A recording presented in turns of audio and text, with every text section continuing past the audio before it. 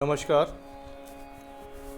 मैं डॉक्टर ऋषभ जैन, संगीत विभाग वाद्य से आज एक बार फिर आपके समक्ष उपस्थित हूँ। आज बीए फर्स्ट ईयर की क्लास में पारिभाषिक शब्दावली के अंतर्गत जो हम चर्चा करने जा रहे हैं, ये थ्योरी पेपर जो आपका फर्स्ट है उसका थर्ड यूनिट है। उसमें पारिभाषिक शब्दावलियों के अंतर्गत आज हम श्रुति के विषय में चर्चा करेंगे। श्रुति की परिभाषा, श्रुति का क्या अर्थ है, ये जानकारी हम आज प्राप्त करेंगे।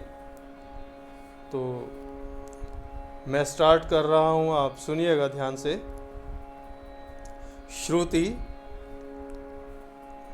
ऐसा छोटे से छोटा नाद जो कि संगीतोपयोगी है, स्पष्ट और अलग से सुनाई दे, जो अलग से समझा जा सके, वह श्रुति कहलाता है।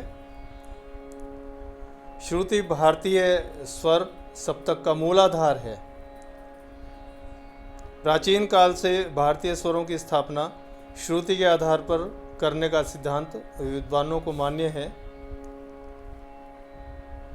जो महत्व ईरानी संगीत में हंगाम व पाश्चात्य संगीत में आंदोलनों को प्राप्त है, वही महत्ता भारतीय संगीत में श्रुति दर्शाती रही है।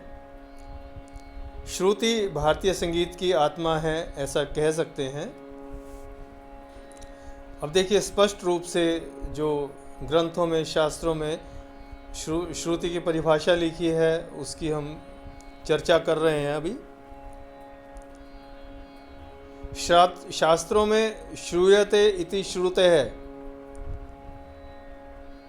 या श्रवणेन्द्रिय ग्राह्यत्वात् ध्वनिरेव श्रुतिर्भवेत् आदि कहकर श्रुति का व्यापक अर्थ लिया गया है।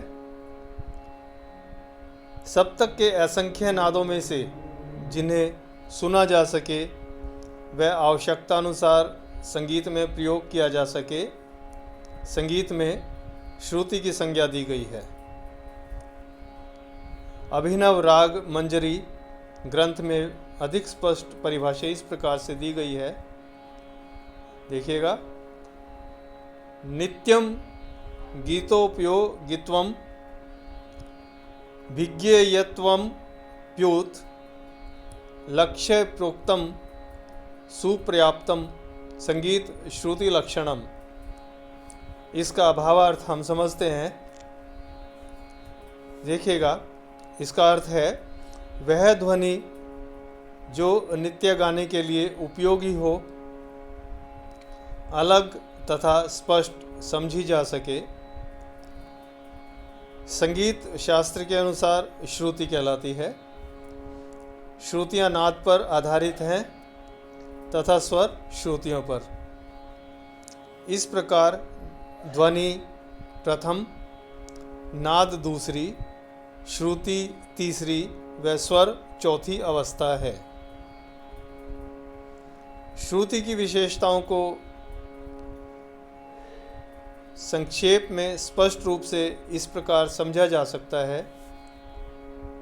यह एक नाद है जो छोटे से छोटा नाद होता है। नाद का अर्थ है आवाज़, ध्वनि, सांगीतिक ध्वनि, इसको नाद कहा गया है। यह एक नाद है जो कि छोटे से छोटा है। यह स्पष्ट तथा पृथक सुनाई पड़ता है, वह गाया बजाया जा सकता है।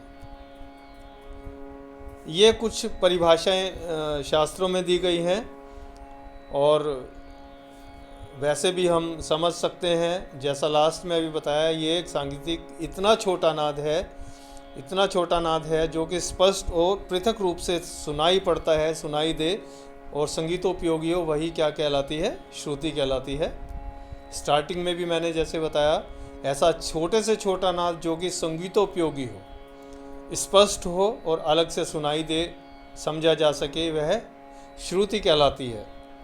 अपने भारतीय शास्त्रीय संगीत में देखिए श्रुतियों को किस प्रकार से नाम दिए गए हैं। प्राचीन काल में सप्तक के स्थान में कुल 22 श्रुतियाँ मानी गई हैं। ये नाद क्रमशः एक दूसरे से ऊंचे चढ़ते चले गए। इन्हीं 22 श्रुतियों, इन्हीं 22 नादों को क्या कहा गया? श्रुति कहा गया। दुगने ऊंचे स्वर पर 23वीं अर्थात प्रथम श्रुति आ सकती है, आ जाती है। इन 22 श्रुतियों के नाम क्रमशः इस प्रकार हैं शास्त्रों के अनुसार। 22 श्रुतियों के नाम: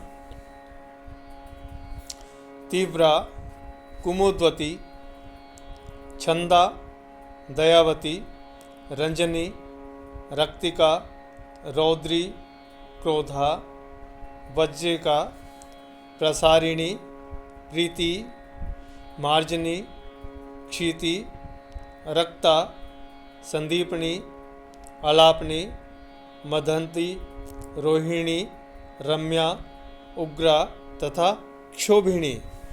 ये 22 श्रुतियों के नाम हैं। तो ये 22 नाम आपको याद भी होने चाहिए। देखिए, अब श्रुतियों पर स्वरों की स्थापना की गई है, जो कि स्वर वाले चैप्टर में हम आपको बताएंगे। वैसे मैं आपकी नॉलेज के लिए बता देता हूँ। 22 श्रुतियों का जब हम चार्ट बनाते हैं तो इसमें श्रुत्यांतर यानी श्रुतियों में अंतर 4 3 2 4 4 3 2 इन श्रुत्यांतरों पर स्वरों की स्थापना की गई है।